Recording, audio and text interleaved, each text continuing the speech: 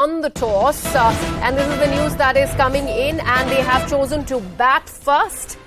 India winning the toss versus Zimbabwe, choosing to bat. Yes, Maninder Paji, how do you see this match now really proceeding? We now know what is the outcome of the toss.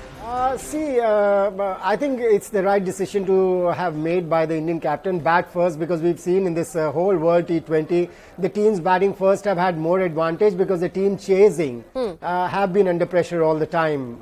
So I think bat first, get some runs, but it's very important for our captain Rohit Sharma to actually gather himself, because he's trying to score runs quicker than what he can normally do, and you know, if he bats normally, he scores runs really quickly. So I really hope that he doesn't make that mistake against Zimbabwe and gets into a rhythm, scores some runs before going into the semi-finals. Because this is the mistake Virendra Sehwag used to make. He used to try and score faster than what he could normally score runs at a pace he could normally score runs. And you know, he's an impact player, Rohit Sharma. And if he gets into runs before the semi-finals, I think the confidence level will be pretty high, because if you're not scoring runs, your confidence is never high. Whatever you've done in world cricket, how many ever runs you've scored in world cricket, scoring runs and getting into the semi-finals and getting that confidence is going to be very important for the Indian captain, because he's an impact player. So he's got to realize that you won the toss, you've elected to bat first.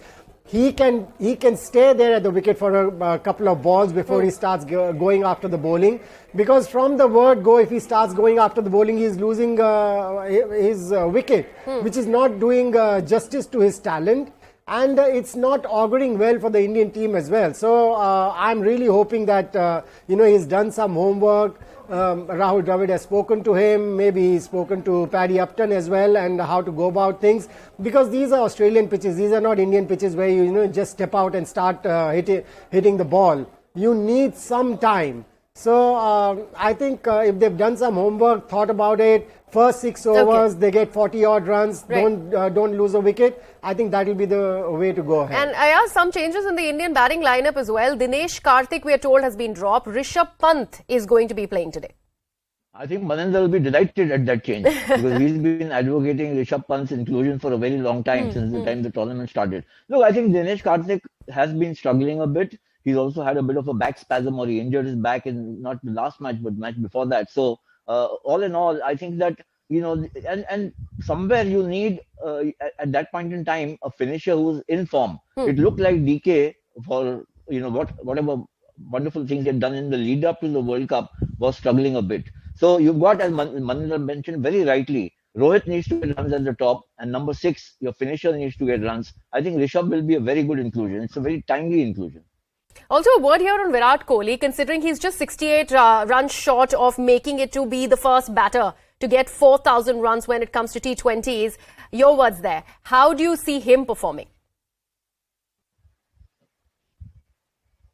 Yes, Ayaz. I don't think Ayaz can hear me. Maninder Singh, would you like to take that question? Mr. Singh? See, he's going to get those 68 runs. It's not very far, but the kind of form that he is in, he's really batted well, and I really hope that the others learn from him. And in the others, I can only think of Rohit Sharma at the minute, because he's spending time at the wicket. Luckily, he's got Surya Kumar Yadav batting with him most of the times. They've had partnerships, and Surya Kumar Yadav, we all know how he scores runs. He scores his runs quickly, which takes the pressure off Virat Kohli. And Virat Kohli, we know in the last 5 overs how he accelerates, because his scoring rate in the last 5 overs goes up to 250, 275, which is brilliant, because he's somebody who's mentally very strong. And I always believe that at international level, if you're mentally strong, whatever kind of form you are in, you can gather yourself and get back to form, and that is exactly what Virat Kohli has done. So those 68 runs that we are talking about, I think they're not very far, but I really hope that he carries on batting the way he's batting, because if India have to get to the finals, if India have to win this World T20, Virat Kohli is going to play a very important role. And Ayaz, if you can hear me, what would you say about India's run-up to this match so far, considering the last one when they met Pakistan, they ended up winning, and we all know what a great match that was, but 1-run victory. That's how, edge of the seat thriller sort of episode that we'd seen over there. How do you see India processing and India really going forward when it comes to this match with Zimbabwe and, if at all, that eventual final with Pakistan? Well, in against Zimbabwe, there's no pressure in the sense that there's no net run rate you have to bother about, and so on, because you're already there, you're assured of a place. And therefore, I don't think that they can play actually without any worry. But it's important that at the top, Rohit gets runs, and Rishabh Pant, if he gets bat, if the situation demands, then he gets some time in the middle. In the top order, they'll be making runs in virtually every match. But the task of getting runs cannot be only confined to these two. So you need Rohit to get runs. We had Rahul getting runs in the previous match. Pandya has got some runs earlier in one of the earlier matches. So it's a very formidable top order that India has, and it seems to be functioning. It's like a well-oiled machine now, barring, of course, Rohit striking forward. Maninder has been emphasizing. So I think that they should look to win this match, win it handsomely if it is possible, but not take too much pressure on themselves, and look forward to what the other, you got a semi-final and then possibly a final coming up. Remember, against Pakistan, barring last year in the World Cup where we lost very badly, I think Pakistan won by 10 wickets. Subsequent matches have been last over, last ball, one-run margin victories or defeats for Pakistan and for India. Pakistan have won twice, India have won once or twice also. So I think this is something that both teams will be a little on edge, little bit on tenterhooks, heading into the semi-finals, because obviously both teams want to be in the final. And I think it's a mouth-watering prospect of an India-Pakistan final in this World Cup. Okay, and Maninder Paji, the fact that India is they are going to be taking to the crease shortly now that they have won the toss.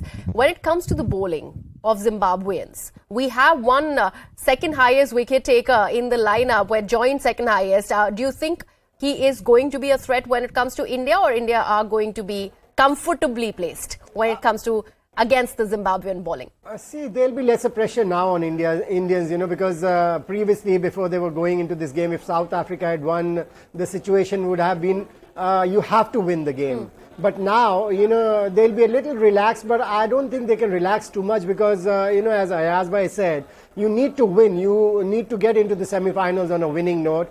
As far as the Zimbabwe bowling is concerned, on the kind of pitches that you're playing in Australia, there is some help for the bowlers. So that challenge is always going to be there.